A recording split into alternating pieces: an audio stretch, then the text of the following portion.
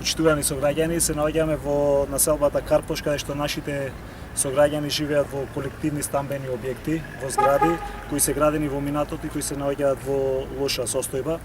Тоа значи дека граѓаните поради лошата градежна изолација на зградите и во зима и во лето трошат многу повеќе пари за грејење и ладење, а објектите имаат лик на цивилова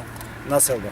Токму затоа новата локална самоуправа врз основа на посебна програма ќе овозможи субвенции со кои ќе се реконструираат фасадите на колективните стамбени згради и јавните институции во нашиот град со правење на термичка изолација, со што ќе се постигне енергетска ефикасност во согласно со најсовремените стандарди. Граѓаните ќе добијат